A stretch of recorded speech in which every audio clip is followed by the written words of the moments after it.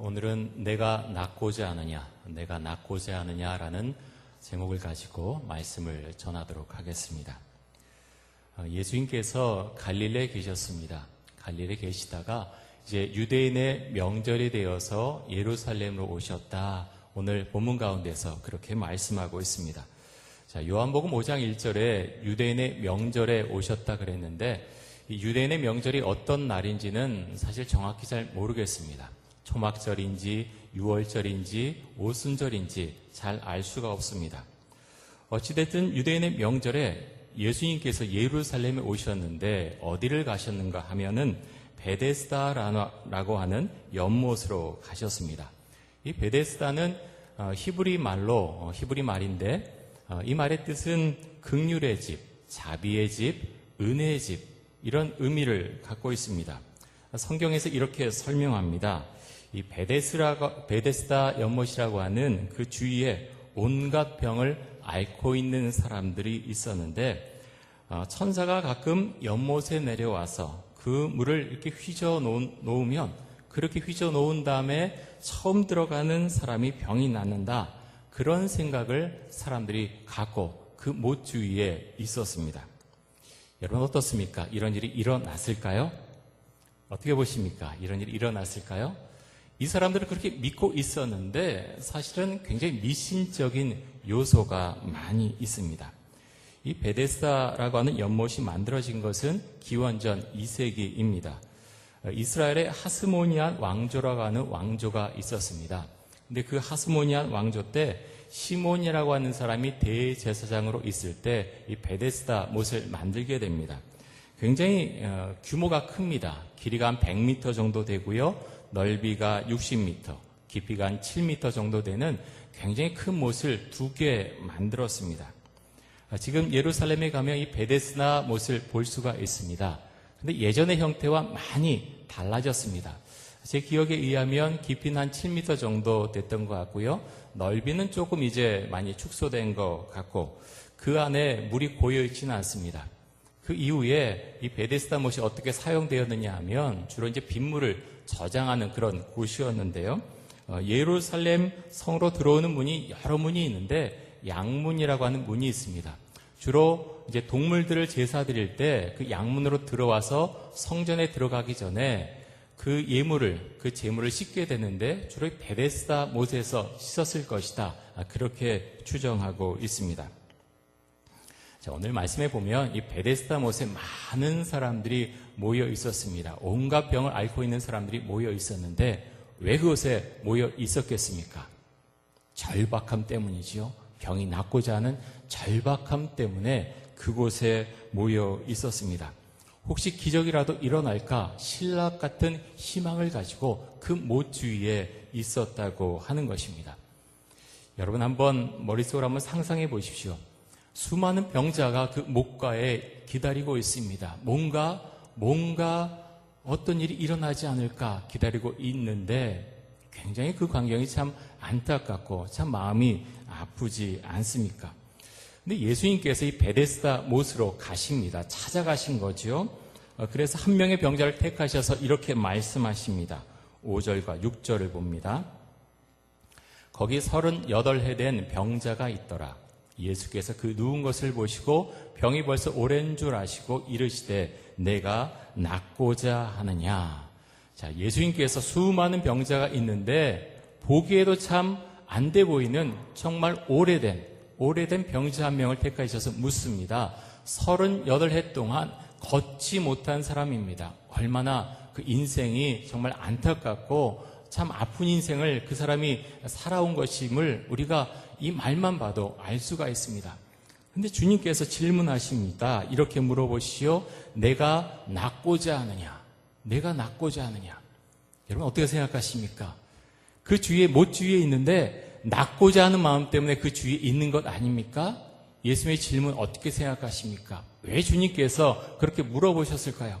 38년 동안 걷지 못하던 그 병자를 향해서 왜 예수님께서 그렇게 물어보셨을까요? 내가 낫고자 하느냐? 여러분 우리가 입장을 바꿔서 한번 생각해 보면 좋겠습니다. 내가 태어났는데 38년 동안 걷지 못합니다.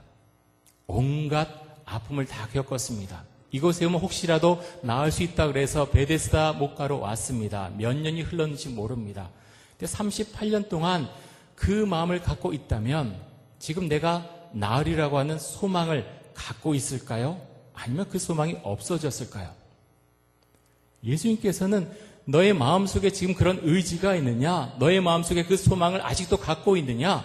그것을 지금 묻고 있는 것입니다. 네, 7절에서 병자가 이렇게 대답하지요. 병자가 대답하되 주여 물이 움직일 때 나를 못에 넣어주는 사람이 없어 내가 가는 동안에 다른 사람이 먼저 내려가나이다. 여러분 이 말 가운데서 무엇을 발견하십니까? 마치 이 38년 된 이 병자는 자신이 이것을 직접 본 것처럼 그렇게 말하고 있습니다. 근데 한번 생각해 보십시오. 만약 봤다고 그렇게 치고 그 병자가 38년 된 걷지 못한 병자가 그곳에 있습니다. 선사들이 와서 물을 휘젓습니다. 그렇게 휘저은 다음에 들어가야 됩니다. 이 병자가 병이 나을 확률이 얼마나 있을까요? 거의 없겠지요. 없습니다. 걸어갈 수 없습니다. 그렇게 할 수 없습니다. 병자의 이 말 속에서 무엇이 보이느냐 하면 낙담하는 마음, 소망이 사라진 그 병자의 마음이 이 말 가운데 포함되어 있는 것을 보게 됩니다. 병자는 그렇게 말하는 거지요. 주님, 저는 이미 다 끝났습니다. 이제 제가 병이 나을 확률은 거의 없습니다라고 그렇게 말하는 것입니다.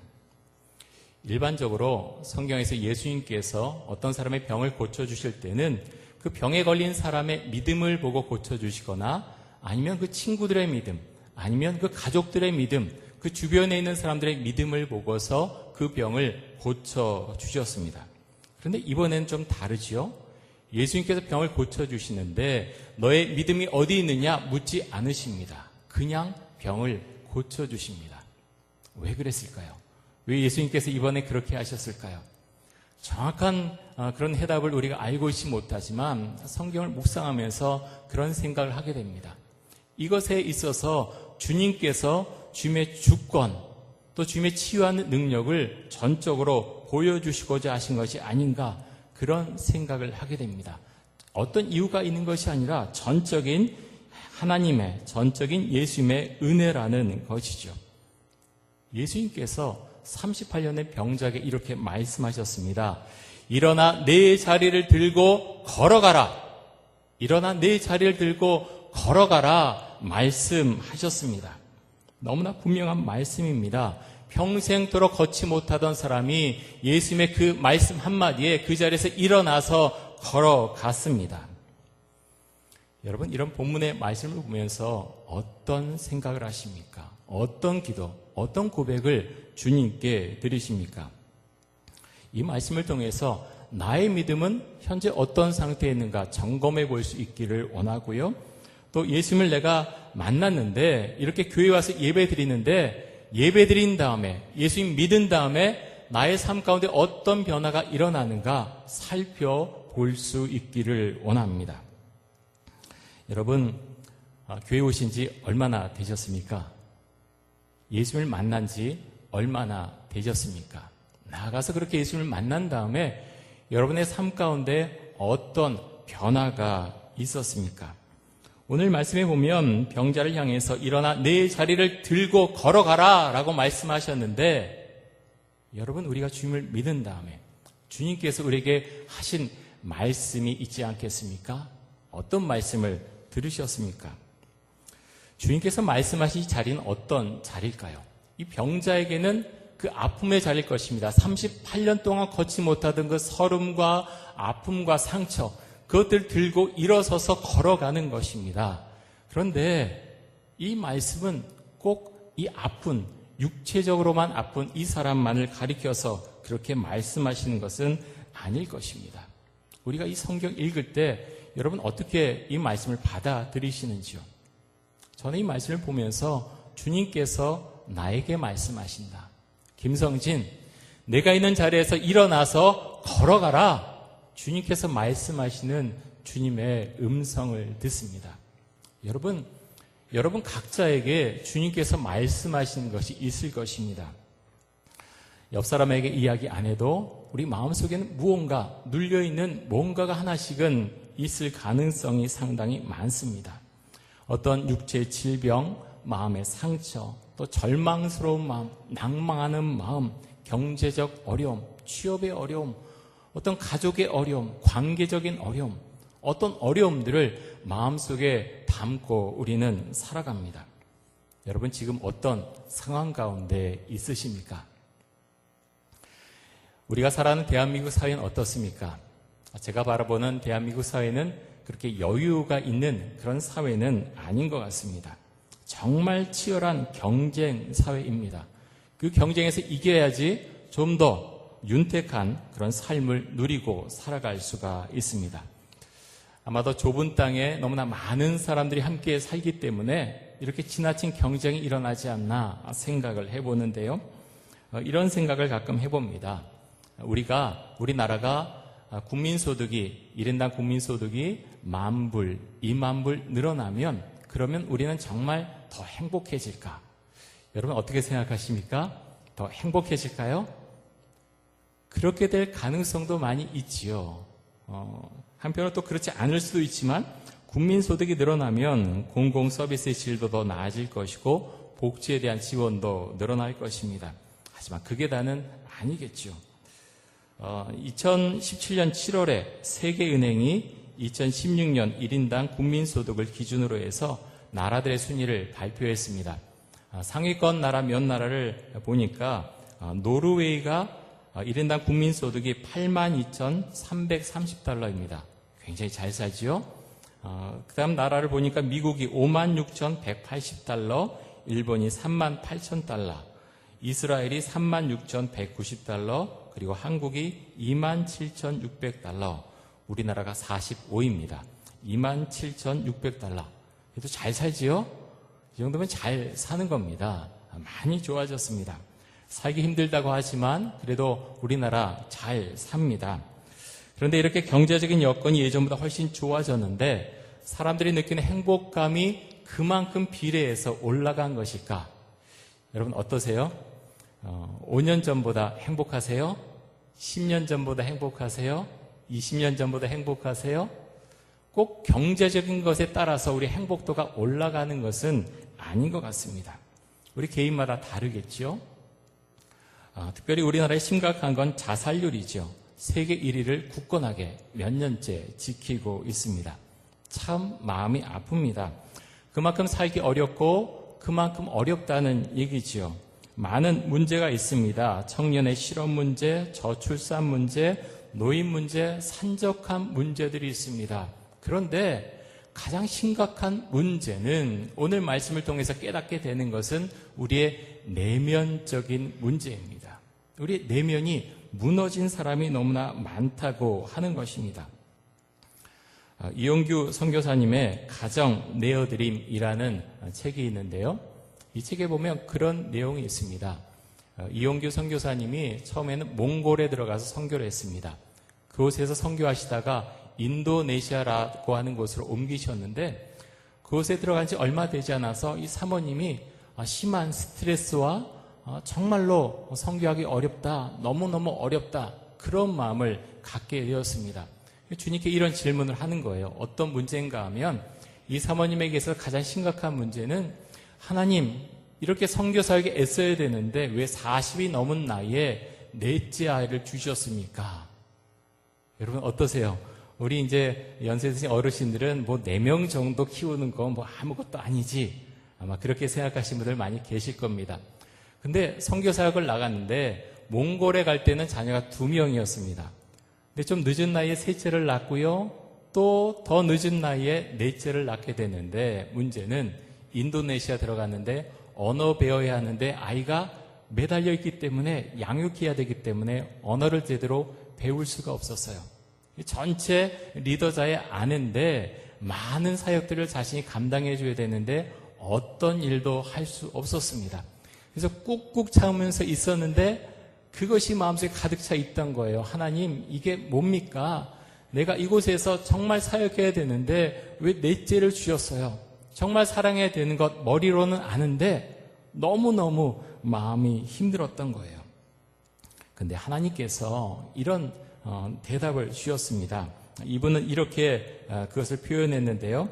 고통의 터널을 지나는 동안 수없이 울고 나서 그 다음에 나에게 응답해 주셨다. 뭐라고 응답을 해 주셨냐면 이렇게 말씀하셨습니다. 도망갈 수 없단다. 이것이 내가 가야 될 길이란다. 다른 길이 없단다. 뭔가 특별한 응답을 해 주셨을 것 같은데 그렇지 않고 얘야 내가 가야 되는 길이란다. 내가 도망가지 말고 그 길을 가거라. 이렇게 말씀하셨습니다. 그런데요. 그 응답을 받고 난 다음에 이 사모님이 완전히 달라지신 거예요. 너무 뻔한 응답 같은데 이 사모님에게는 그것이 너무나 감사하게 마음속에 꽉 차게 그렇게 응답으로 들어온 겁니다. 그 응답이 들어온 다음에 주변이 달라 보이기 시작합니다. 모든 공동체, 가족들, 그 자녀를 바라보는 마음, 모든 것이 달라지게 되었습니다. 이 사모님의 내면이 변하니까 주변을 보는, 주변의 문제를 바라보는 시선도 정말 많이 변했다. 이렇게 말씀을 하십니다. 여러분, 하나님은 우리의 내면을 다루시는 분이십니다. 오늘 우리가 주신 본문의 말씀은 꼭 육체의 질병에 대한 말씀만은 아닙니다. 오늘 말씀을 보면서 우리가 어떤 고백을 하기를 원하십니까? 주님께서 38년의 병자를 향해서 말씀하시기를 일어나 내 자리를 들고 걸어가라. 일어나 내 자리를 들고 걸어가라. 말씀하셨습니다. 성령님께서 우리를 만져주시면 일어나서 걸어갈 수 있습니다. 여러분 육체 질병이 있는 분이 계시지요? 기도하십시오. 오직 전적인 주의 은혜, 정말 현대의학으로 고칠 수 없다면 우리는 주의 은혜만을 구할 수밖에 없습니다. 여러분 주님을 만난 다음에 어떤 변화가 있으셨습니까? 여러분의 생각이 변하셨습니까? 여러분의 삶의 우선순위가 변하셨습니까? 가치관이 변하셨습니까? 한번 잠깐 생각해 보십시오. 나는 예수를 믿고 나서 무엇이 변했나? 정말 변한 것 있으세요? 많은 사람들이 그렇게 이야기하지요. 사람은 잘 안 변해. 그런 것 같아요. 사람은 잘 안 변해요. 정말 안 변해요. 한번 여러분 개인에 대해 생각해 보십시오. 10년 전의 나의 모습, 20년 전의 나의 모습, 30년 전의 나의 모습, 지금의 나의 모습 많이 변하셨나요? 그런데 성경은요, 우리에게 변화라고 말씀합니다. 어떻게 변할 수 있습니까? 성령님이 임재하셔서 나의 생각을 이끌어 주시면, 나의 삶을 이끌어 주시면 우리는 변화할 수 있습니다. 내가 변해야 되는데 여전히 나의 삶을 힘들게 하는 어떤 죄된 생각들, 변하지 못하는 행동들, 끊지 못하는 어떤 나의 모습이 있습니까? 여러분 그것을 갖고 나가서 기도해 보셨습니까? 하나님을 믿고 나면 우리 안에 변화가 일어납니다. 그런데 가장 먼저 어떤 변화가 일어나냐 하면 생각이 변합니다. 우리는 영적이라고 생각하면 뭔가 방언하고 뭔가 기도하면서 막 기도문이 열리고 물론 그것도 필요합니다. 그런데요, 하나님을 믿고 나서 가장 명확하게 나타나는 것은 나의 생각이 바뀐다는 것입니다. 예전에 어떤 행동을 하면 나는 전혀 죄의식을 갖지 않았습니다. 뭐 어때? 다른 사람들 다 그렇게 하고 살아. 그런데 성경 말씀을 읽고 기도했을 때 하나님께서 그것을 떠오르게 해주십니다. 너 왜 계속 그렇게 살고 있느냐? 너 나를 믿는다고 하지 않았느냐? 네 행동을 끊어야 되지 않겠느냐? 말씀하십니다. 여러분 그런 순간 한번 겪어보셨습니까? 그렇게 말씀하실 때 그 행동을 끊으셨습니까? 어떤 나의 말, 왜 내가 계속 그렇게 말하느냐? 왜 다른 사람을 계속 판단해서 그렇게 정죄하듯이 말하느냐? 그것을 끊어라라고 했을 때 끊으셨습니까? 우리 각자에게 주시는 하나님의 말씀이 있습니다. 저는 어렸을 때부터 교회 안에서 자라왔습니다. 여기 계신 대부분 우리 어르신들도 그렇고 교회 안에서 자라오신 분들이 많이 계실 것입니다. 제 마음속에 그런 마음이 있어요. 참 어떤 분들은 정말 주님을 만나고 삶이 변하고 생각이 바뀌고 삶의 태도가 변하지만 어떤 분은 그렇게 오래 다녀도 전혀 바뀌지 않는 그런 모습도 보게 됩니다. 여러분 어떻습니까? 나의 모습은 주님께서 원하는 모습으로 그렇게 변해가고 있습니까? 오늘 말씀 가운데서 내가 있는 삶의 자리에서 일어나서 걸어가라, 우리에게 말씀하십니다. 여러분 성경 읽으시죠? 올해부터는 좀 말씀을 제가 좀 정독해서 깊이 읽으시라고 말씀을 드렸습니다. 너무 내가 이거 읽었어 체크하고 그거에 너무 집중하지 마시고 말씀 보면서 이 말씀 가운데서 나에게 무엇을 말씀하시는가, 정말 말씀을 좀 깊이 보시면서 주님께서 나에게 들려주시는 그 음성을 들을 수 있기를 바랍니다. 여러분, 주님께서 오늘 이 병자에게 하신 말씀은 병자뿐만 아니라 우리 모두에게 주신 말씀입니다. 나의 삶의 자리에서 내가 털고서 일어나서 걸어가야 될 그런 어떤 삶의 자리에 문제가 있습니까?